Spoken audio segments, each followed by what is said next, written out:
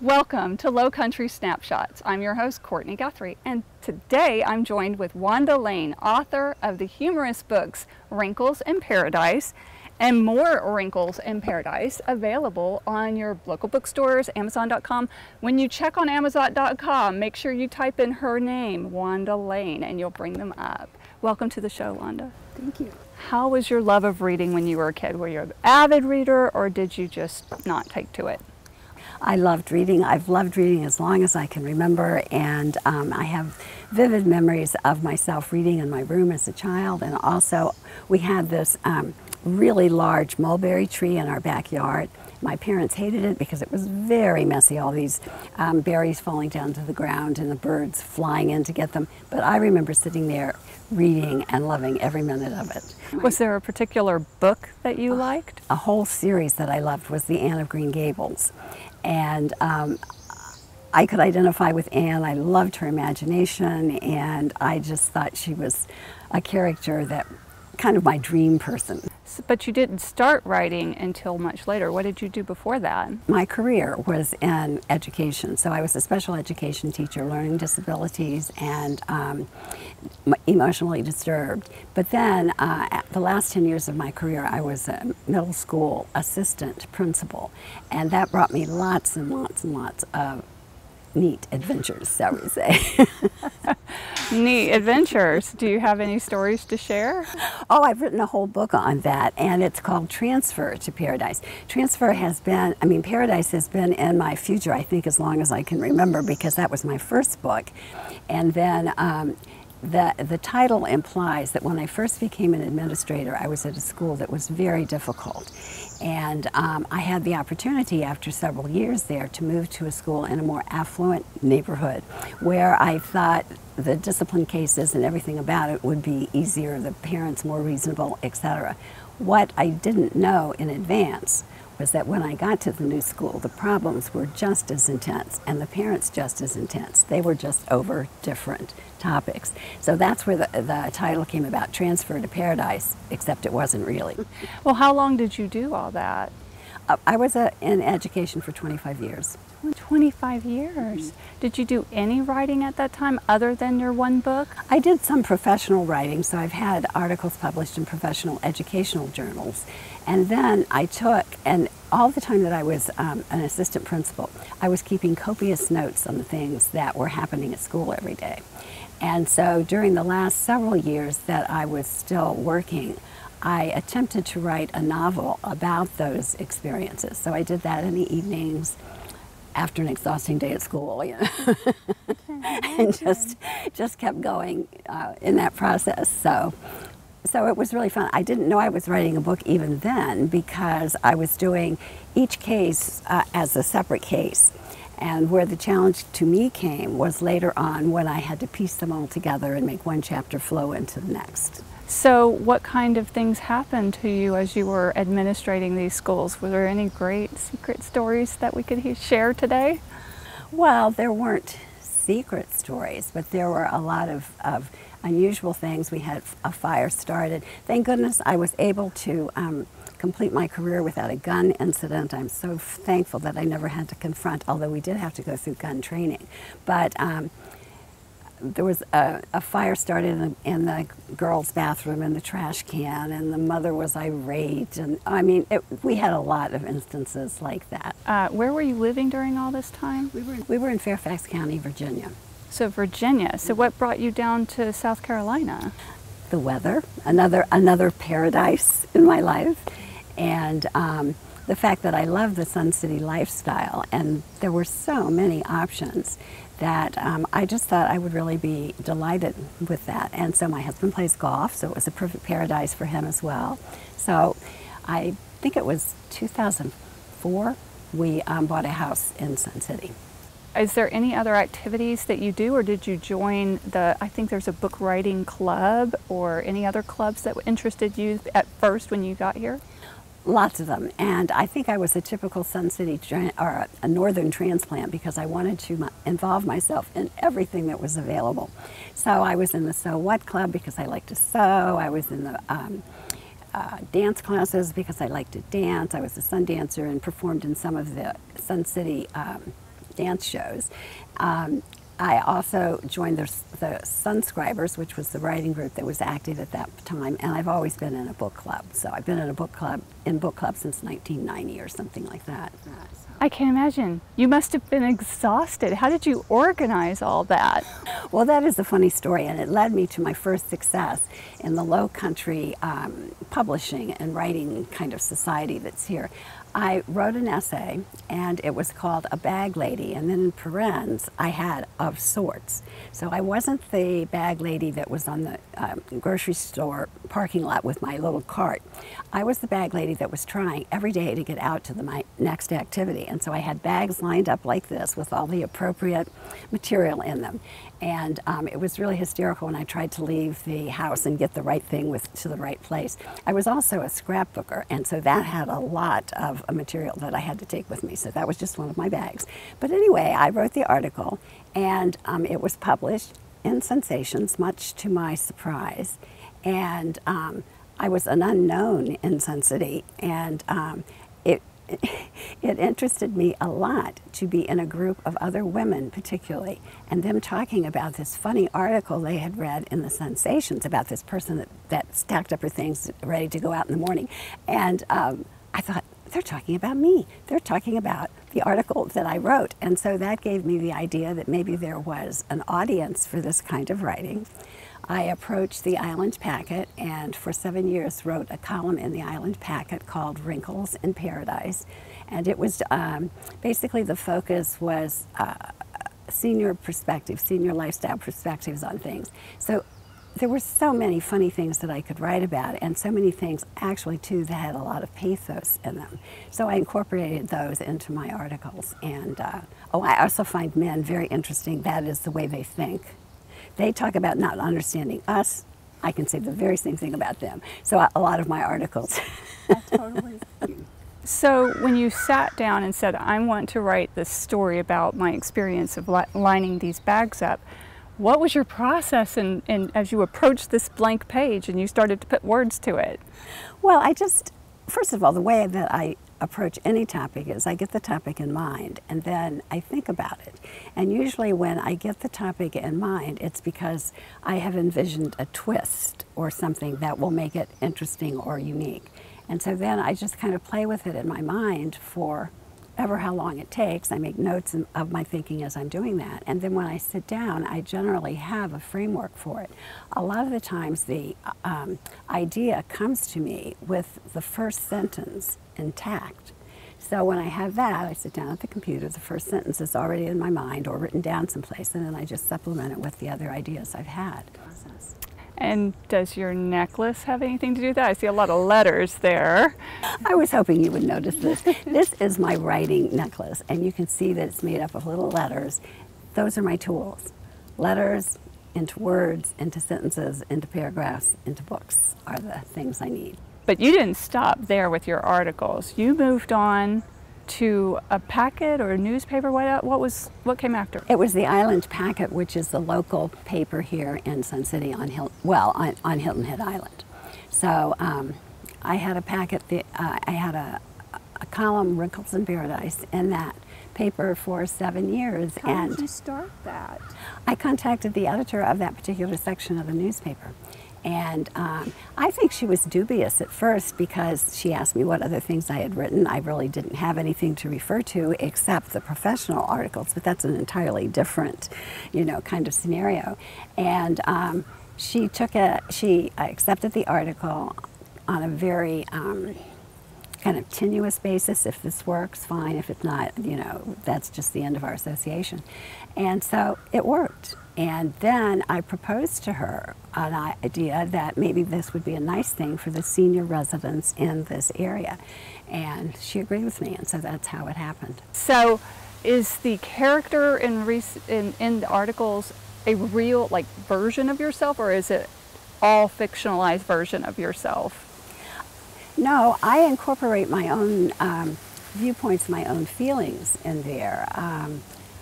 So the thing that I think is appealing about my writing to other people and what has made it popular is that the things that I've experienced aren't unique.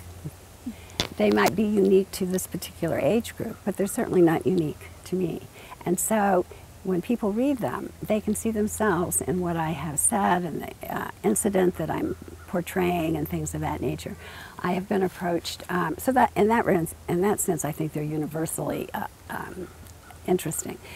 I have been approached by people who have read them and said, I have an incident just like that in my life, and some of them are funny and some of them are not. I wrote something about why didn't I, and that was because I was thinking about my parents, and but why didn't I do this?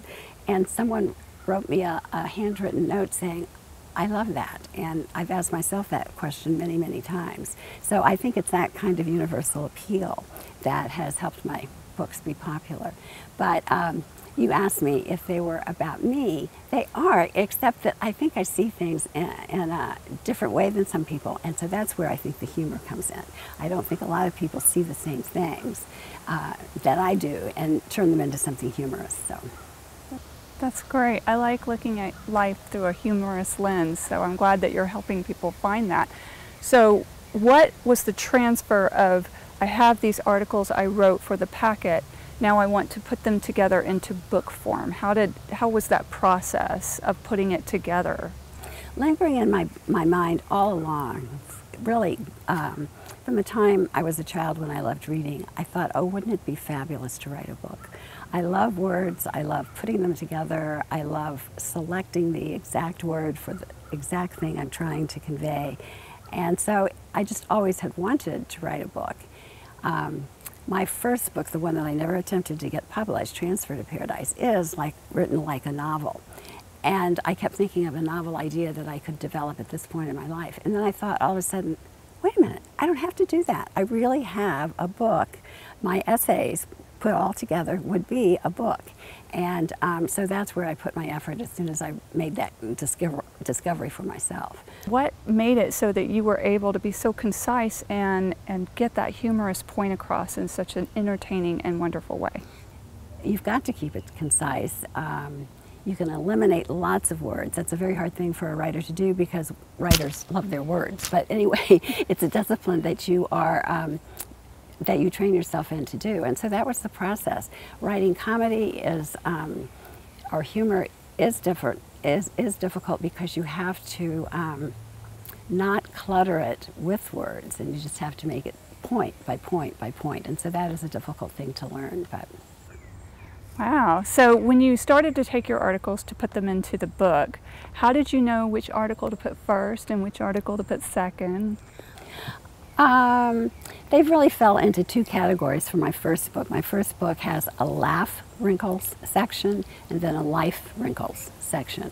So obviously the laugh wrinkles sections are the things that I found humorous and I think other people found humorous. And then the life wrinkles are those other things that we experience at this point in our lives. The second book, More Wrinkles in Paradise, has the same format, same basic format as the first, except that I added a third chapter, and the third chapter is travel wrinkles. My husband and I have been fortunate to be able to travel, and so we have had some hilarious things happen to us on these travels, so that's what I incorporated into the last part of the book. Gotcha, that's really nice.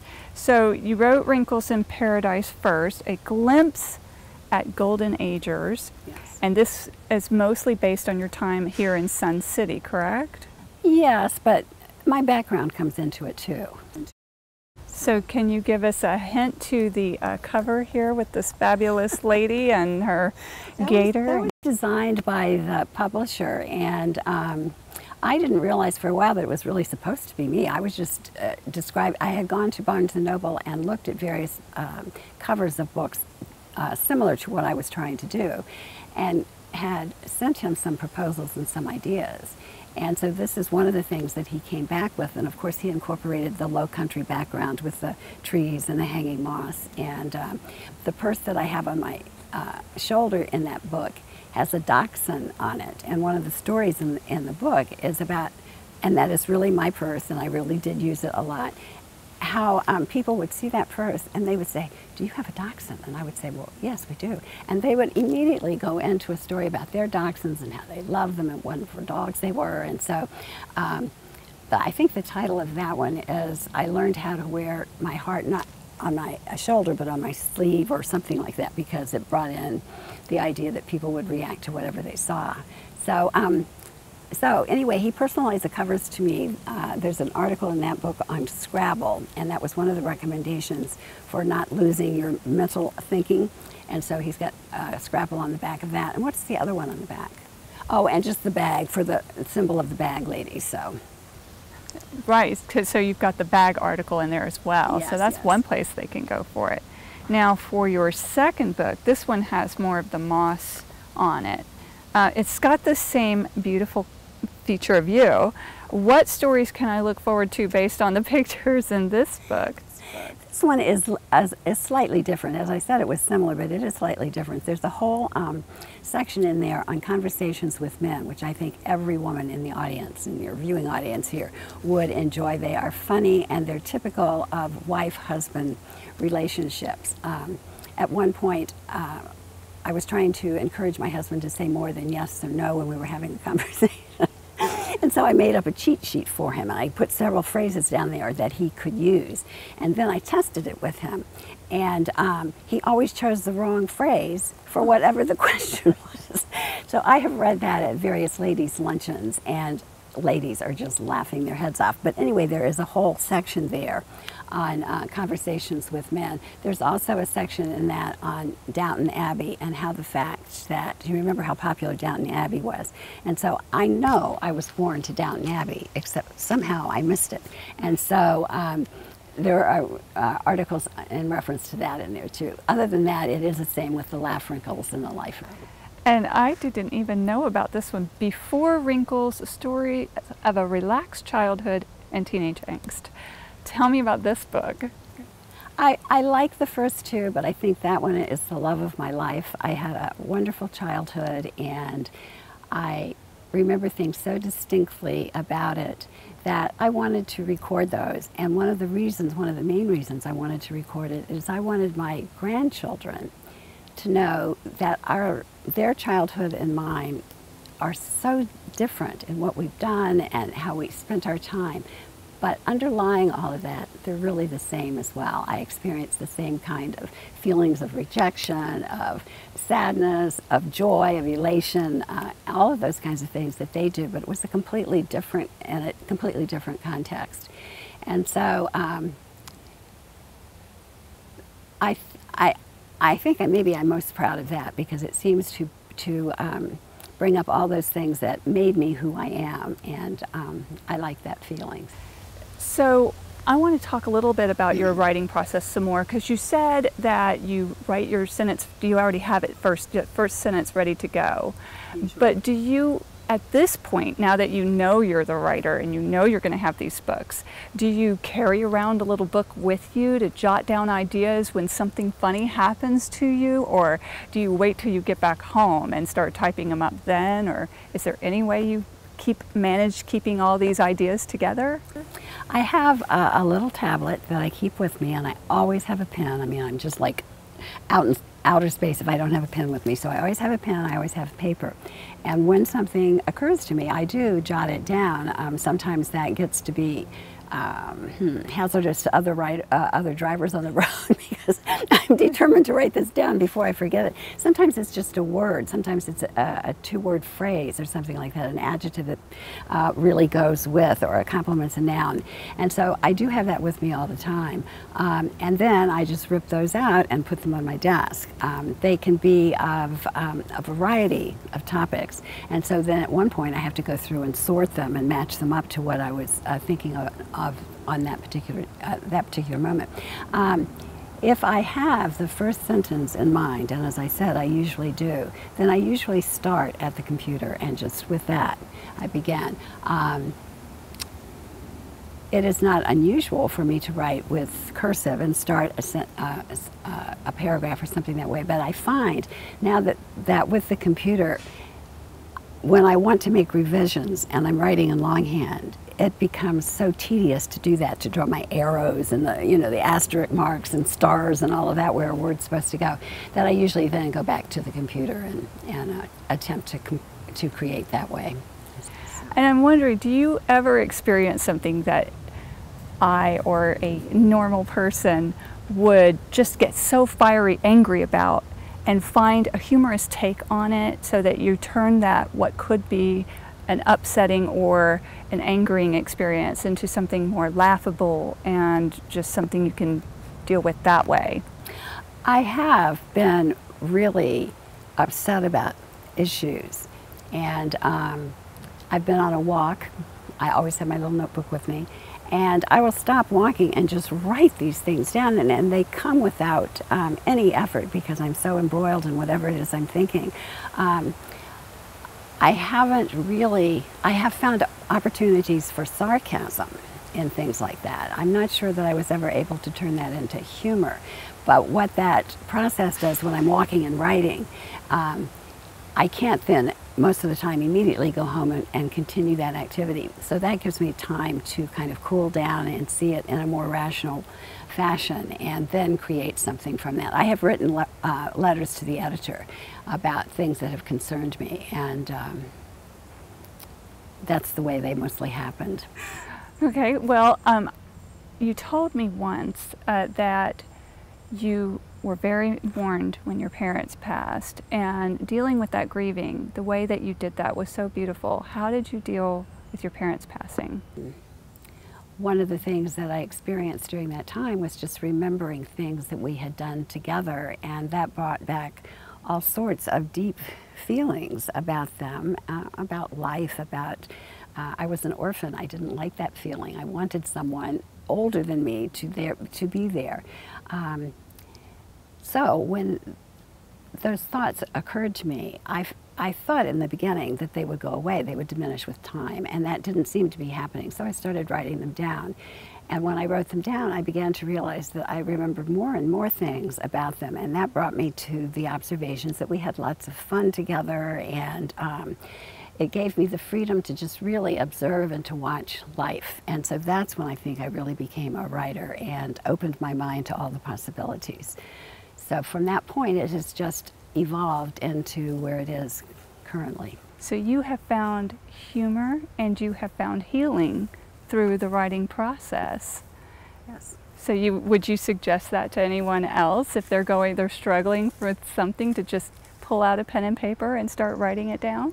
When I inscribe books at a book sale or something, I say, we all have our stories to tell, and I think that is exactly what it is. People are so afraid that they can't write, that they don't write. And I think that if they would just give themselves the freedom to sit and think about something that was important to them, funny or not, and then go with that flow, I think they would be surprised at how much they could write and how good it would be, how meaningful it would be to someone else. Now, you're doing something very generous with your profits right now for people who purchase your books. What are you doing with those profits?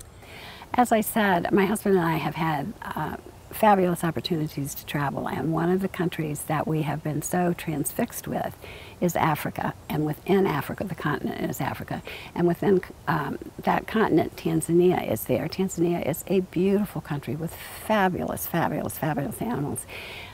But they have a very poor population. They're obviously a third world country. One of their most critical problems is water. And we have seen families bathing and drinking the water that the animals wander into and wash themselves in and drink and all of that kind of thing. And it's really horrifying. They suffer badly from the diseases in the water. So on our second trip to Tanzania, we were introduced to a project called the Maha Salami Water Filter Project. And these are potable water filters. They look like a 10-gallon can from Home Depot or something like that. They are self-contained in all of the filtering systems, the chemicals, whatever that they need. And they cost $40 a piece.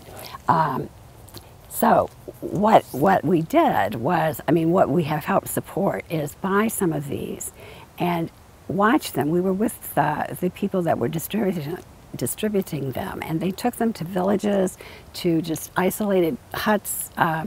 These are mostly Maasai warriors and families who are nomads, so they're all over, and some in clusters, some not.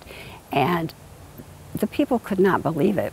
It's simple. They get water, they put it in this tank, they pour it through this filter that's there. The filter lasts for 40 times, and it's very easily refillable. And they get water that is 99.9% bacterial free. It is a fascinating process. And so the need is so critical that now that's how I use the proceeds for my book. That is really lovely. And I want to thank you so much for your time. And I request that anyone watching this show, go out, get your books. Wrinkles in Paradise, More Wrinkles in Paradise, and Before Wrinkles in Paradise. And then come find Wanda and get her to autograph it for you in person. Thank you so much for coming on the show. Thank you for having me.